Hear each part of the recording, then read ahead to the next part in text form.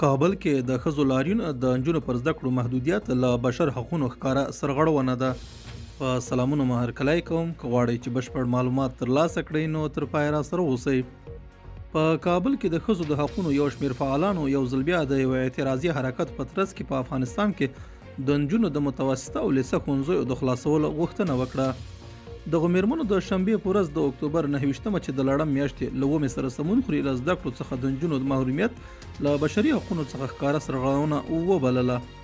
دغه مېرمنې چې شمېر یې څو تنو ته رسېده په کابل ښار کې د نجونو یو ښوونځي ته نږدې له ویرې پرته درس شعارونو په ورکولو سره د نجونو تر شپږم ټولګي پورته د ښوونځیو د خلاصولو غوښتنه کوله. دا په داسې حال کې ده چې طالبانو د څه باندې یو کال په تېرېدو سره په افغانستان کې د نجونو متوسطه او لیسه ښوونځي تر امرساني پورې بند کړي چې کور دننه او بهر یې پراخ غبرګونونه راپارولي دي. دا زموږ نننی چمتو شوی مطلب.